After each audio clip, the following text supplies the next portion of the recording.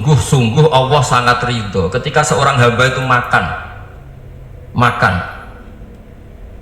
ketika sesuap nasi dia muji Allah, ketika minum seteguk nasi dia muji Allah. Itu kalau orang diridhoni Allah itu wali betul. Itu untuk jadi wali itu gampang, kamu makan ridho, kamu nginjak buminya Allah ridho seneng, kamu hidup keseharian aman seneng. Nah ini supaya sampai kita semua ngaji betapa panduan Rasulullah untuk menggapai ridho Allah itu banyak yang keseharian sekali. Saking kesehariannya banyak dalam hadis dan itu sahih. Nabi menyebut hal-hal yang keseharian. Hatta matas alufi fimroatika, kamu punya uang kemudian istri kamu bisa makan, itu ibadah. Bahkan sebagian ibadah itu dicontohkan Nabi yang akhirnya diprotes sahabat, yaitu wafi buti ahadikum sodakoh, kamu menggauli istri kamu itu ya sodakoh. Sampai sahabat bilang yang benar ya Rasulullah, ayati ahaduna syahwatahu wa huwa lahu ajrun, masa urusan biologis, urusan syahwat kemudian dia dapat pahala. Nabi menjawab, alai salawadu'aha fi haramin akana alaihi wisrun, bagaimana kalau dia meletakkan ke yang tidak benar, itu kan dosa. Nah, hal-hal seperti ini yang saya ingin teman-teman semua saya juga agak ingin ngaji demi anda juga agak ingin. Itu dosa sekali ngaji kok pesanan kelompok tertentu itu gak boleh. Islam itu untuk semua, jadi ya cuma karena di depan saya jenengan ya seakan-akan jenengan korbannya. Itu ada ilmunya dalam usul fikih itu. Jadi orang itu harus ngaji usul fikih. Nama yang disebut, mungkin Mas Sufyan masih ingat zaman ngaji usul fikih, nama yang disebut itu tidak jaminan sebagai prioritas perintah. Jadi misalnya gini, kebetulan yang di depan Nabi itu Abu Dzar, Nabi ya bilang ya Abu Dzarin ini uhibbuka misalnya, atau ya Mu'ad ini uhibbuka, atau ya Abu Hurairah ini uhibbuka. Banyaklah riwayat yang Nabi nyebut ya Abu Dzarin, ya Mu'ad, ya Abu Hurairah. Kemudian misalnya Nabi meneruskan khitab, ini uhibbuka, saya mencintai kamu, fakul dubur sholatin, atau sebagian riwayat disebut falatadaan la dubura kulli sholatin Allahumma inni ala dzikrika wa syukrika wa husni ibadatik. Saya mencintai kamu, siapa aja, Mu'ad bisa, Abu Dzar bisa, siapa, saya mencintai kamu, mohon kalau habis sholat kamu jangan lupa wiridan Allahumma inni ala dzikrika wa syukrika wa husni ibadatik. Ya Allah, tolong kami permudah supaya mudah ingat engkau. Anda tidak bisa mentang-mentang, wong nama saya Parmen, nama saya Purnomo, itu yang diperintahkan Mu'ad. Jadi yang disebut satu, tapi kitab itu untuk siapa saja. Saya teruskan. Jadi saya mohon semua kita melakukan kebaikan itu, kalau dalam kaidah fikih disebut al-yakin la yuzalu bisyak. Banyak kebaikan yang kebenarannya itu 100%, tidak punya efek samping ke pihak lain, ke kelompok lain, ke komunitas lain. Itu tadi misalnya Anda makan dan itu murah sekali, hanya butuh satu piring, setiap punyaan kamu muji Allah, setiap minum kamu muji Allah. Itu redaksinya Rasulullah SAW disebut Allah sangat ridho ketika seorang hamba makan kemudian dia memuji Allah, atau minum kemudian dia memuji Allah. Logikanya gampang, negara seperti ini yang kamu harapkan bentuknya kayak apa, mertua, ipar, komunitas, tetangga, itu nyata terjadi itu kan belum pasti. Sementara yang mesti terjadi adalah kamu butuh makan, kalau tidak mati, butuh minum, kalau tidak mati, butuh bumi yang nyaman ditempati, kalau tidak kita juga mati. Sebab itu Allah kalau menyebut nikmatnya itu hal-hal yang keseharian. Alladzi at'amahum min ju'. Allah itu siapa? Allah itu yang menciptakan kamu bisa makan, tidak berlebihan. Allah itu yang menciptakan kondisi sosial itu ideal. Zaman Nabi itu ya ada orang munafik, orang-orang pilihan Allah itu juga diuji orang sekelilingnya yang macam-macam. Semua diuji sesuai konteks zaman dan waktu.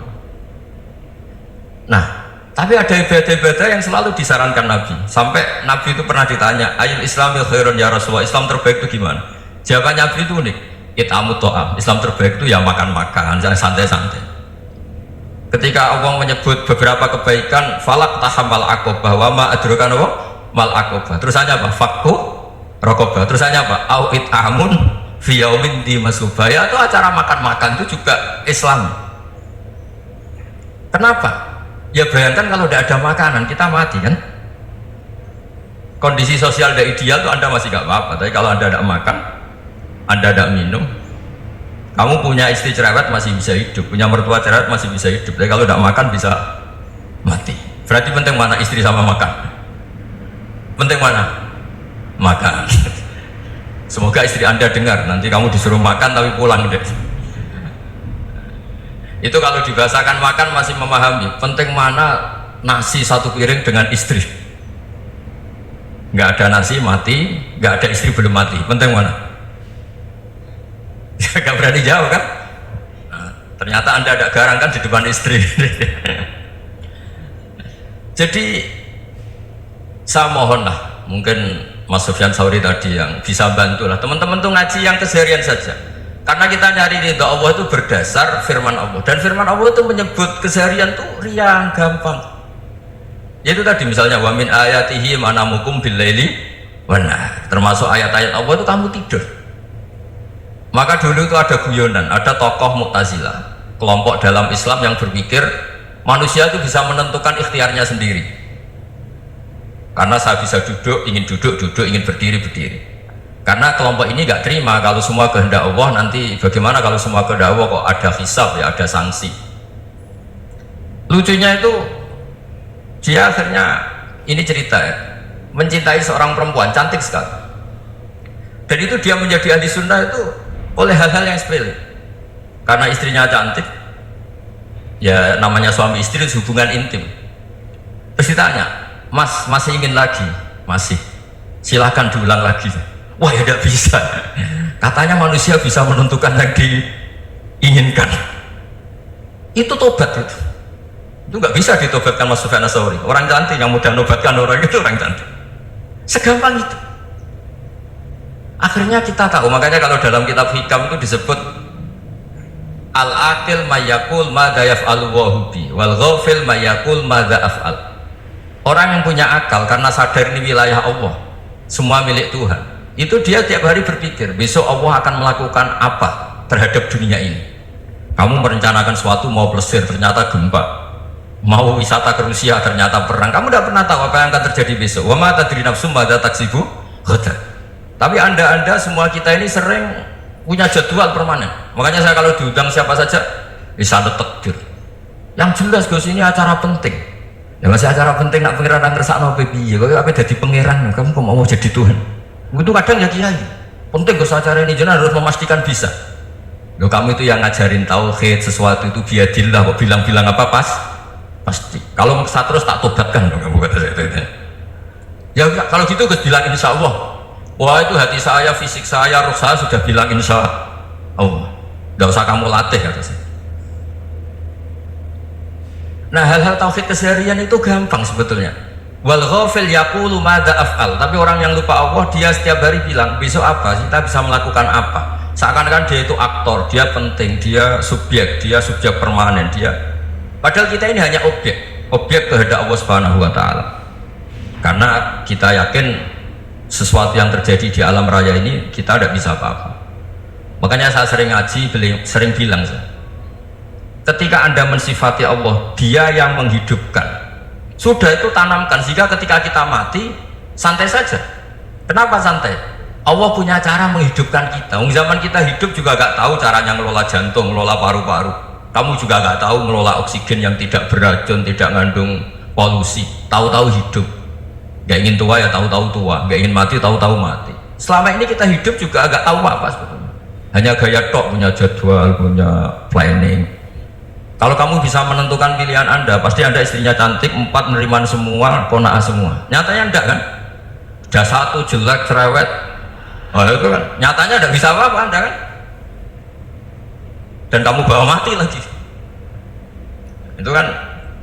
Istri Anda juga gitu, punya keinginan punya suami yang ganteng, yang jabat, yang riman, yang enggak poligami. Ya enggak kesampaian juga.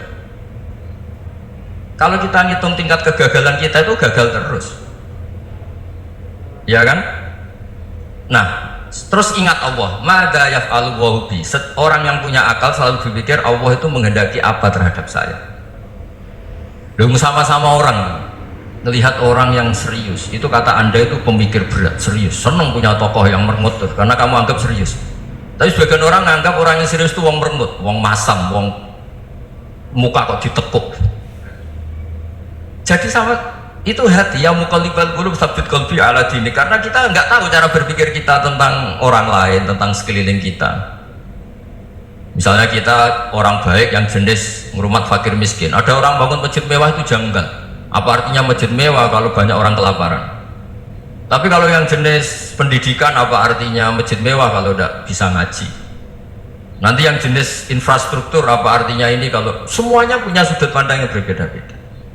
Dan Islam mengapresiasi semua kebaikan, tapi katakan semua kebaikan itu adalah kehendak Allah Subhanahu wa taala, karena apapun baik Anda itu pakai fasilitas yang diberikan oleh Allah Subhanahu wa taala. Sehingga ini yang disebut kulillah sumadarhum fi khawdihim yal'abun. Ya, kembali tadi ke tema-tema bahwa keseharian Anda ini sudah Islami. Saat Anda tidak bisa melakukan apa saja, saya sering ada jenazah, biasanya kalau tetangga meninggal saya sering disuruh ngelepas. Saya bilang orang ini baik karena sering lamun di rumah, sering nganggur di rumah. Ditanya sama anaknya, kenapa Gus nganggur baik? Ya kalau dia nganggur artinya juga nggak berbuat sesuatu yang maksiat kan? Ya kan, orang nganggur di rumahnya ya tidak bunuh orang, tidak maling, tidak korupsi, ya namanya nganggur di rumah. Lah cuma istri cara pandang nganggur gak menghasilkan uang gitu, tapi juga gak menghasilkan kriminal kan? Jadi sebenarnya Islam itu cara, makanya kalau sama ngaji usul fikih itu ada kitab usul fikih namanya Lubul Usul, itu terkenal sekali di pesantren itu. Itu kalau ngapresiasi keseharian itu luar biasa. Izma min mubahin illa wa yatahaqququ bihi tarku haramimma, karena keseharian yang mubah saat Anda lakukan itu ada kehebatan yang luar biasa, yaitu meninggalkan haram. Makanya dulu banyak orang-orang alim ketemu temannya itu guyon sampai semalaman. Itu dia yang semangat Islam, itu kiai kok tidak tahajud, kiai kok tidak witir. Orang yang sedang mapan uangnya banyak, malam itu tidak kelayaban itu sudah luar biasa. Melawan nafsu supaya tidak maksiat itu sudah luar biasa. Supaya lupa guyon sama temannya semalaman sampai subuh, gejolak-gejolokan menang zaman miskin, zaman kuliah nggak jelas, zaman apa. Melihatnya jangan tarku tahajud seperti ini, meninggalkan tahajud, tapi meninggalnya ini talkul muharramat. Jadi kayak apa hebatnya? Sehingga Imam Ghazali punya riwayat yang agak unik. Hatta takuna ibadatu akhiri hadil ummah iku an-naum. Sehingga suatu saat ibadah terbaik umat ini itu tidur. Itu kan riwayat kontroversi. Ketika Imam Ghazali lihat, ya kenapa iya? Kenapa kamu mulai keluar dari rumah itu sudah banyak maksiat, melihat perempuan yang enggak mahram, melihat fenomena. Tapi kalau kamu tidur itu enggak melihat apa-apa. Tapi juga kamu jangan nganggap tidur itu ibadah betul. Saatnya melakukan fardu ain malah masih tidur. Tapi itu sudut pandang yang menjadikan kita Islam itu gampang. Jadi saat Anda tidak bisa aktivitas apa-apa, misalnya ada beberapa orang yang lumpuh. Lumpuh itu memang nggak bisa Jumatan, nggak bisa ibadah, tapi dia juga nggak bisa maksiat. Tidur itu memang Anda saat itu udah bisa tahajud, udah bisa witir, tapi saat itu ada zina, ada maling, ada gosipkan orang, ada bully orang, ada menanamkan kebencian, ada hasud. Sehingga tidur menurut Allah Ta'ala wa min ayatihi manamukum billaili apa? Wan-nahar. Karena di tidur itu selain ada unsur istirahat, jaga stamina, juga ada unsur meninggalkan beberapa keburukan. Nah, saya mohon ibadah yang keseharian ini kita jaga supaya kita semua baca ayat itu fase itu tertanam di hati. Allah itu siapa? Alladzi at'amahum min ju'in wa amanahum min khauf. Dan Allah kalau cerita di Quran itu anna sababnal ma'a sabba thumma syaqaqnal ardha wa syaqqa fa'ambatna fiha habba wa inaba wa qadba wa zaituna wa nakhla wa hadaika hulba. Kamu tahu saya ini siapa, kata Allah? Saya ini adalah Tuhan yang menurunkan air, kemudian ada tanaman banyak, habba wa inaba wa qadba, ada zaitun, ada tin, kalau orang Jawa mungkin ada tela, ada padi, ada mangga, ada pisang. Sudah, wa inaba wa zaituna wa nakhla wa hadaika hulba, ada perkebunan yang lebat. Tujuannya apa? Mata Allahum, silahkan kamu pakai, kamu nikmati. Tapi karena kadang kita ini punya ide-ide besar, tadi untuk syukur saja nunggu punya istri riman, rumah baik, tetangga baik, komunitas baik, semuanya baik baru syukur. Lama-lama nanti ada di surga, syukurnya nunggu surga paling kelas A. Itu sudah ada yang menghuni Rasulullah, kamu nggak boleh di situ. Masa untuk syukur saja repotnya, masya Allah. Jadi mohonlah Quran yang kalau Anda hafalkan juz sama itu kan ada ayat-ayat yang kayak tadi. Ya, fal yanzuril insanu ila ta'ami. Coba lihat. Apa yang kamu makan ya? Dari mana? Dan untuk mempertahankan hidup kamu keseharian.